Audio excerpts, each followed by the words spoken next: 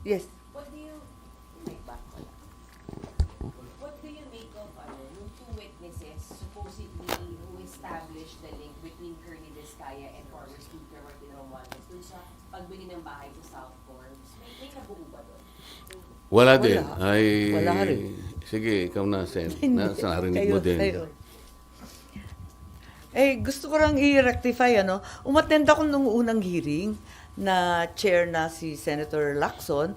Tapos, nag-represent ako ng ating bansa sa Korea sa second hearing. Kaya lang nadismaya ako dun sa pagtestigo ni Sergeant Gutesa. Nanood ako, pare-pareho lang. Sila na rin, kahapon, yun na nga, yung dalawang kasambahay, sila na rin ang sumasagot para sa dalawang kasambahay. Wala rin na tutukan, wala rin na bunyag. Ayaw ko sanang magsalita ng makakasakit o makaka-offend sa aking mga kasamahan.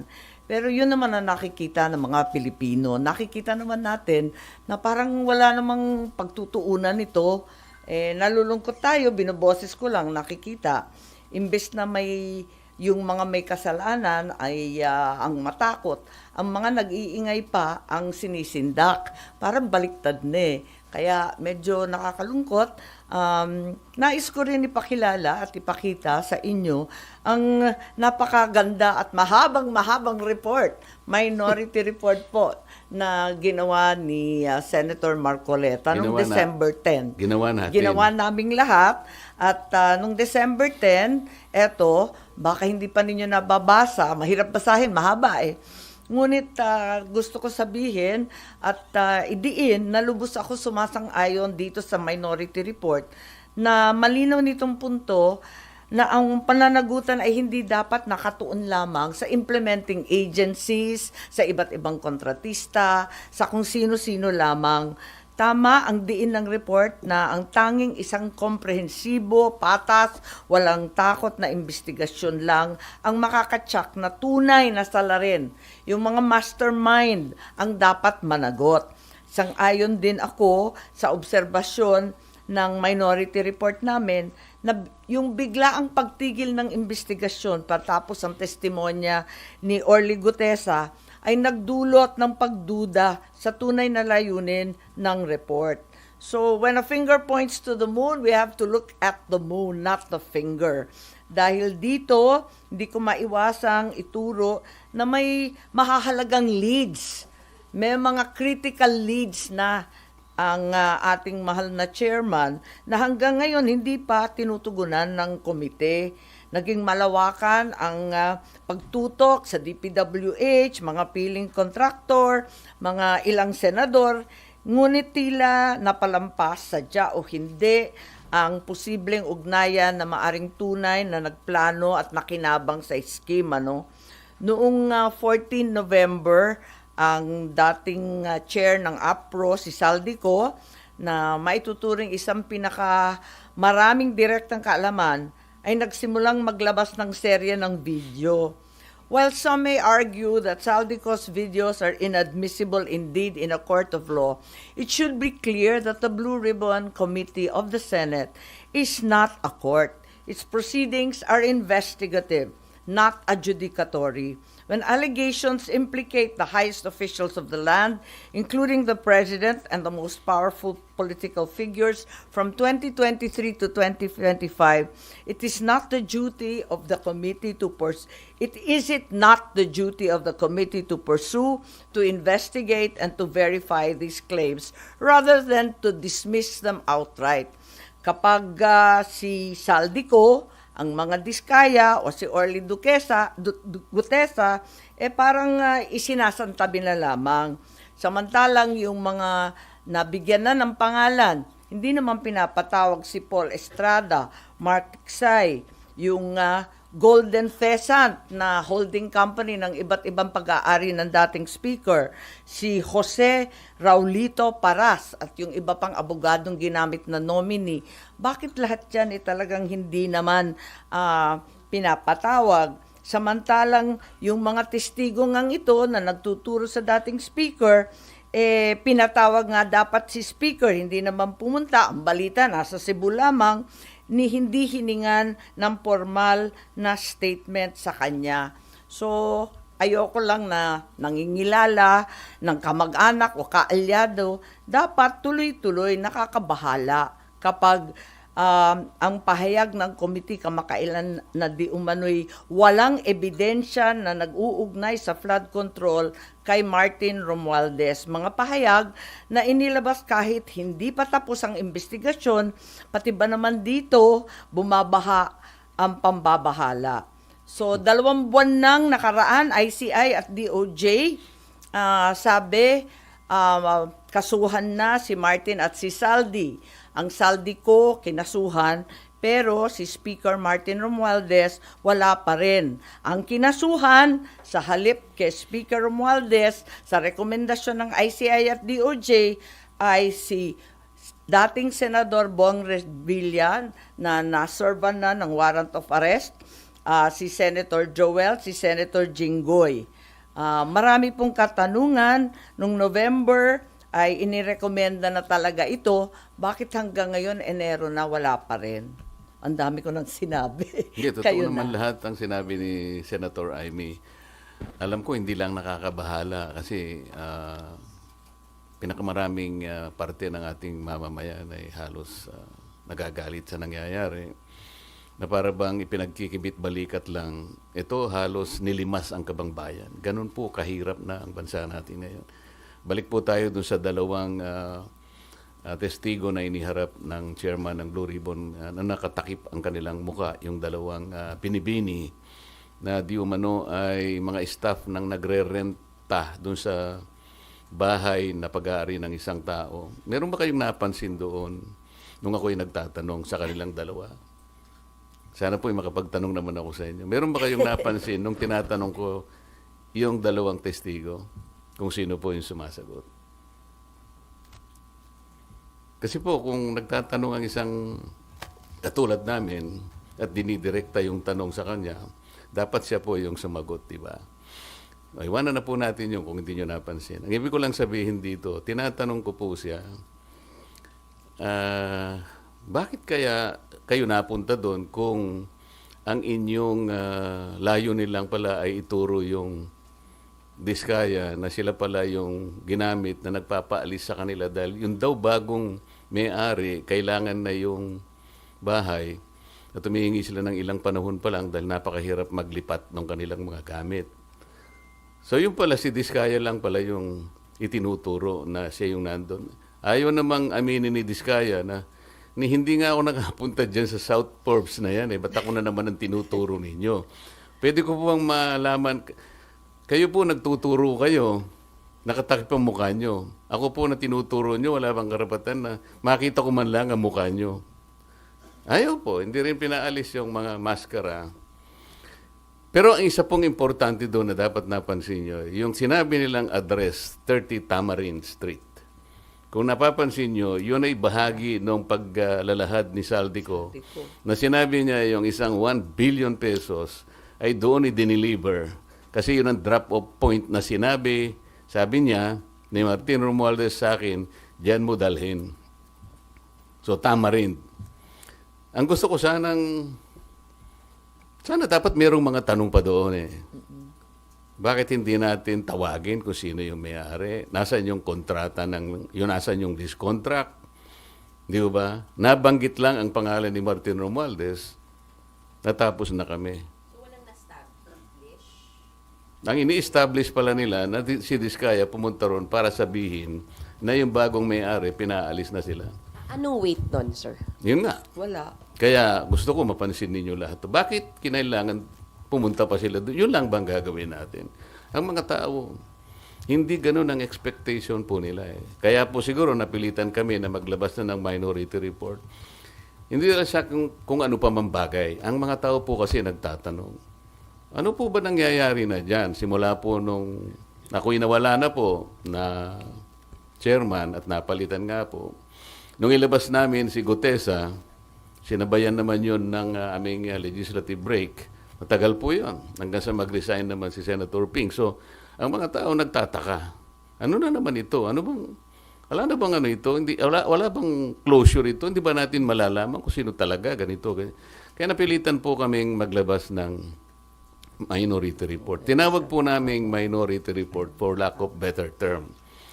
Kasi po kung gagawin nating legal ito na isasang-ayon natin sa aming mga committee, sa ating Senate rules, hindi pa kami pwedeng maglabas kasi kailangan matapos talaga yung committee report. Hindi naman po kasi namin malam kung kailan ba talaga matatapos ito. Kasi nakalagay sa rules namin, kung merong dissenting or concurring opinions, ay isasama na lamang doon. This is neither a concurring or dissenting report. Kaya tinawag naming minority report sa pag-aakala naming magagamit po ninyo. Nandito po yung aming observations, meron kaming findings, nandito yung issues, nandito yung mga recommendations namin, nandito po yung set of possible legislative measures na pwedeng at ginagawa na po namin na pwede naming i-file in aid of legislation. Meron pong mga potential personalities na pwede pong kasuhan. Ang totoo niyan meron po kaming ayan po. Listahan dyan sa likod. Nakalagay po rito Ang totoo po itong minority report na to, I had a chance of disseminating this for the first time on December 11, 2025.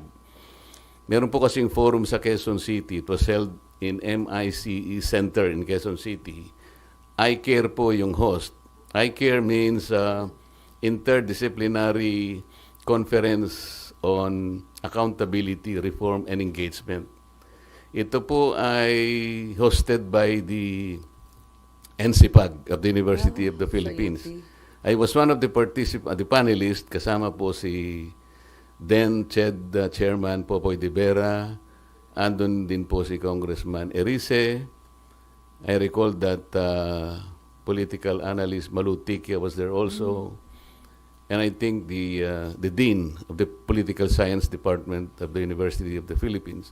So sabi ko, dahil kaugnay naman po sa pinag-uusapan nating transparency, accountability, and reform, I took advantage of leaving one copy to the Dean of NCPAG.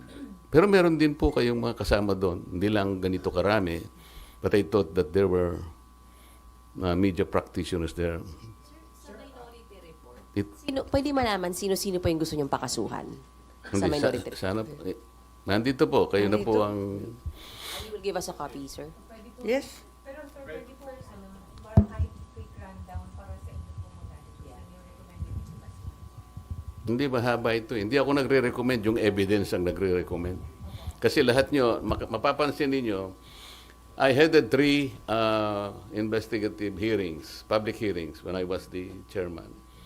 And then, yung huling 3, si Senator Ping na. Kaya this constituted 3 hearings all in all. So we utilized the same resource persons, the same witnesses. We relied on their collective and individual testimonies. So kaya namin na itong findings na to. Sino po yung highest official or most prominent personality na rekomendado po ninyong kasuhan? Merong question mark may nga sa question Question mark, makikita nyo rito yung mga kung para naman may konting suspense. Kayo nang tumingin. Sir Sonia, for soundbite purposes sana for TV, may we get the names of who you want to be charged to sana, sir? Sound bites. Yes, sir. Hindi po kasi, sir, kailangan namin mag-guide. Yung arrows kasi, Alam naman ninyo yung kung arrows sino-sino. po ay nakaturo kay Speaker Romualdez. So, it's safe understanding po. Yung arrows kasi, base sa nagtuturo sa kanya at mababasa nyo dun sa kanilang mga testimonies, Sa testimony. individual.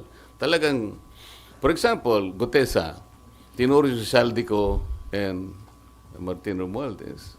Si Diskaya, nabanggit din ang pangalan ni Martin Romualdez.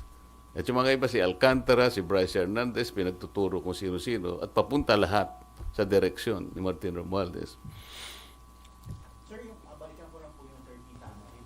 May balak po ba kayong ipasubpina yung ownership records ng 30 Tamarin, pati yung registration papers ng Golden Crescent at saka yung pabalikin yung dalawang witnesses at patawag yung original owner and yung renter supposedly employer ng dalawang tumestigo kahapon dahil siya yung naapektuhan ng mabili yung bahay. Hindi ba very logical na dapat ganun ang gawin? Palagi ko naman baka ganun ang gawin ni Senator Ping. But would you, Naasahan namin na yun ang para gagawin. dire-diretso na, would you take the initiative para Kung yun ang rekomendasyon nyo, i-recommend natin sa Blue Ribbon.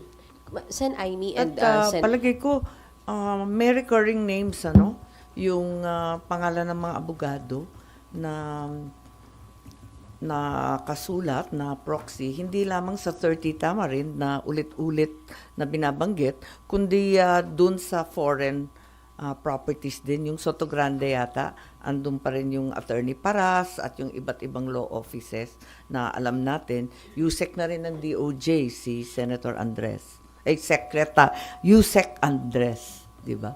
Jess Andres. Pero hinihintay ko nga sana kahapon kaya nandun ako. Kasi initially parang ayaw ko na muna. Kaya lang dahil nakita ko sa listahan nandun si Yusek Traigib at nandun si Yusek Bernardo. Baka ako dito magkakaharap itong dalawa. Tama. So naghintay ako doon. And then naisip ko nga na sinabi nga ni Senator Ping during the hearings sa budget, sa plenary debates ng DBCC, talagang sinabi niya yung 8 billion na binibigay ni Yusek Bernardo kay Yusek Traigib. At si Yusek naman binibigay kay Adrian Bersamin. So iniisip ko, baka kako dito magkakaharapan, makikita natin yung tanungan kung saan papunta. Because ang sinasabi natin, di ba, wherever the evidence will lead us, palaging ganon. Bakit wala si Adrian Bersamin? Sen Aimee and sa inyo na rin po, Sen, isa na lang po. Bagamat di naman po kayo pinangalanan kahapon, pero may mga pasaring si Senator Lacson dun sa mga nangmamaliit, nangiinsulto daw sa Blue Ribbon hearing. Sabi niya, shut the F up. Sabi niya, your noise will not silence the truth. Neither does it provide any help in our investigation. Your noise cannot convict and won't even indict the malefactors of this flood control mess. Your comment on it. Sa palagay ko, hindi naman ako yun. Kasi alam ng kahit sinong senador na hindi pwedeng utusan ng kapwa nilang senador. Sa Senado, hindi naman pwedeng maghari-harian o magreyna-reynahan. Palagay ko, hindi rin ako yan. Hindi rin ako yan. At alam ko, hindi ako ang pinatutungkulan yan. You don't feel alluded to? I don't feel alluded to. Bakit hindi nyo po ipinurso yun? Kasi as you correctly pointed out, dapat nadikdik din si Yusek Traigib doon sa supposedly kaugnayan niya kay Yusek Bernardo. But hindi nyo po pinurso yun kahapon? Pati yung kay Maynard Ngu din po? Kasi iniintay ko nga na sila dapat ang pagmulan ng pag-uusap. Kung ako yung palaging nagtatanong, baka naman ako yung maingay na naman. Ayoko nang ako yung magsimula. Inisip ko lang na nando naman, nung sabihin ni Yusek Traigib na, kasi sabi ni Senator Kiko, kung dinideny mo yan, ibig mo sabihin sinungaling si Yusek Bernardo. Masasabi ko pong ganun, sabi niya. Sana nag-react di ba, si Yusek Bernardo. Bakit hindi siya nag-react? Kaalalahanin niyo, Yusek Bernardo was already admitted under the WPP. Kapag ang isang witness ay liar at hindi siya kumibo, baka ma-discharge siya as witness. Hindi niya ba kayang ipagtanggol ang kaso ng Estado? You should remember that the state must be assisted in prosecuting its cases. Mabigat ito, kaya nga tayo kumukuha ng testigo that will be placed under the WPP. Yun po yung pinaka-prinsipyo. Palagi kasing sinasabi ng iba, si Marculeta, palagi niyang dinidepensa si Diskaya. Mali po yun. I'm only trying to point out na gusto kong gamitin kahit sino. Nagkataon lang si Diskaya lang ang matapang out of the initial 15 contractors. Kaya ganun po nangyari. Gusto niya magpa-WPP dahil kaya na po na nangyari. Natatakot sila. Under the law naman, kailangan silang tulungan basta nag-apply sila. Nagkaroon nga ng problema lang na pinipilit ng DOJ yung restitution na siya ng Hindi kami magkaintindihan ng taong yun sa restitution. Alam naman niya na hindi totoo yun. Kaya palaging ganun ang usapan. At siya rin alam niya under the WPP, ang sinasabi na confidential lang ay yung proceedings of the application as well as the action taken by the DOJ in relation to that application because that's under Section 7. Under Section 1, kailangan panatilihin mong confidential yun. Otherwise, you'll be penalized. So, pero kung pag-uusapan ay questions coming from us, hindi niya pwedeng gamitin yun. Tapos sabi niya, wala raw silang sinasabing restitution. It was no less than the then Secretary of Justice who floated that idea. Hindi namin basta-basta i-accommodate yan. Kailangan bayaran niya yung kanyang mga pinagnanakaw. O yun ang pinagbasihan naman ng ating Senate President. Ngayon, yung nga naman, sabi niya, sinabi ng Secretary of Justice, kailangan magano sila. Pero wala po sa batas yun eh. Wala talaga. We need to get more of these people kahit na mahirap kasi nga kailangan nating ma-identify yung ugat, yung pinakamalaking isda. Eh kung wala kayong protection na ibibigay sa kanila, ba't sila magsasalita? Initially, he mentioned 17 congressmen. Meron po bang pinatawag na 17 congressmen? So, saan tayo pa? Ano sabi nila? Co-buddies. Hearing, you're planning to pursue that angle po yung kay Yusek Olivar, then yung binanggit nyo po yung kay Adrian Bersamin. I-request nyo rin po ba na ipatawag yung Adrian Bersamin? Parang yan ang gusto ng media. Sige, gawin natin. Pero, hindi. Kasi kahapon din po, di ba na ilang beses, parang at least twice po yata na binanggit ni Yusek Bernardo na pinaninindigan niya kung ano na yung nakasulat doon sa kanyang affidavit na wala siyang babaguhin. Hindi ba kayo nagtaka? Hanggang doon lang. Dininay, naninindigan ako. Ba't hindi natin ipursige? Hindi naman ako ang chairman. Kayo naman. Sir, may we know sino-sino pong pumirma sa minority report? All minority members? 6 out of the 9 members of the minority. Kasama si Sen Aimee. Sir, I'm sorry sila. Ma'am, sinabi niyo kasi agree kayo sa laman ng minority report, may mga Yeah. pagkukulang sa nangyayaring hearing ngayon. Kasama po ba doon na gusto niyong isama sa investigasyon yung mga nilabas na video ni Zaldico? Ang sinasabi ko, kinakailangan imbestigahan yung nabanggit doon. Halimbawa, yung Paul Estrada, Mark Tiscay, sana ba yung mga yun, ano? Marami kasing sinabi doon na talagang napakabibigat. Kumbaga, critical leads in the investigation that need to be pursued. Tulad ng sinabi ni Senator Marcoleta, parating bitin. Yan, nababanggit. Tapos hanggang dun lang, papara. Hindi ba dapat pursigihin yun? Yung 8 billion na sinabi na ni Yusek Trigive, hindi ba dapat tanungin din yan kay Yusek Bernardo at alamin din kung talagang kumpirmado. Ano nangyari doon? Kaya parang laging bitin eh. Laging may kulang. Laging pinapara. Whether on purpose or nakakaligtaan, talagang humihinto. Talagang bitin. Alam niyo, napansin niyo ba kahapon? Sabi ni Yusek Trigive, dinideny ko po lahat yan. Sabi naman ni Yusek Bernardo, I stand by my statement. Ang sabi ni Chairman Senator Lacson, mahirap banggain yung mga facts ni Yusek Bernardo. Sabi niya kasi doon yung pinagkuhanan kanya ng yung sinasabi nating amount dito ay nanggaling sa GAA. Totoo yun. He was mentioning about 2.8 billion pesos. So alam ni Senator Lacson, nandun talaga. So mayroong resibo. Gusto ko ipurso yun. Di ba dapat? Kaya lang hindi naman ako ang chairman. So with due respect to the chairman, dapat bigyan natin siya ng latitude. Marami sanang dapat i-pursue, di ba? Yung tungkol sa Cabral files nga ni Congressman Lian, sana na-pursue na rin na i-require yung DPWH kung public record rin lang, di ibigay na sa atin yung authenticated copy para wala nang pagdidiskitahan kung yung kopya ni Congressman Lian o yung kopya na sinasabing meron yung bilyonaryo at yung iba pang media at yung nabanggit na rin ni Chairman Lacson. Dapat ay dito makikita yung vigilance ninyo. Kasi kung hindi nyo napansin, bigla nilang sinabi in relation to the Cabral files, kasi we're talking about how are you going to authenticate or to validate the Cabral files. Tinatanong ko sa kanila, is it a private file or a public file? Is it a public document or a private document? Di sila kagad mga sagot. Bakit ko po tinanong yon?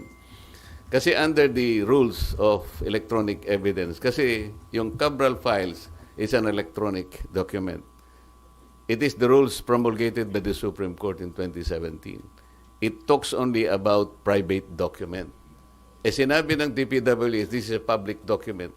So sabi ko, how do you validate that? How do you authenticate that? Alam niyo sinabi niya? Tinuro ang ombudsman. Turuan na eh. Sabi ko, ba't yung kakailangan? Hindi naman mandate ng ombudsman silang kinakailangan daw ma-forensic. The law does not require a Bakit? forensic study on this. Bakit? Alam niyo kung ano yung sinasabi sa best evidence rule under the rule 4 of these new rules on electronic evidence? The best evidence, ikumpara mo lang yung yung hard copy, Hard copy and the doon soft sa copy. electronic.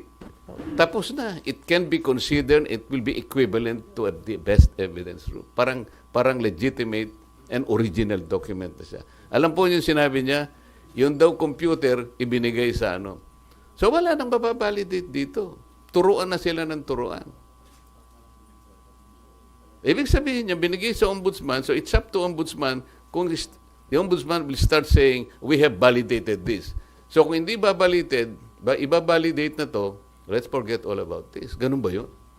The Cabral files is an extensive files. Kaya lang, sabi ko, I have to caution the committee. Congressman Lebiste is not competent to testify on the contents and entries of these files. This is legal. Hindi pwede ka kung siya, kasi hindi man siyang gumawa nito eh. Humingi lang siya. Ang pwede rin niyang is-testify the manner on how he accessed these files, how he obtained these files. So, ngayon po, napupunta tayo dun sa parang bitin na bitin eh. Parang walang gustong umusa din. I can feel that. That's my personal opinion. Kung may susunod na hearing po ba, would the minority be willing to take the lead para ma-pursue yung ilang mga nakikita nyong butas doon sa hearing? What do you mean by that? Minority cannot lead, it's always the majority. I mean po, kayo po yung magpo-pursue lang doon sa mga points that you mentioned today. Kung yan ang gusto nyo mangyari, that is the collective decision of the members, respectable members of the media.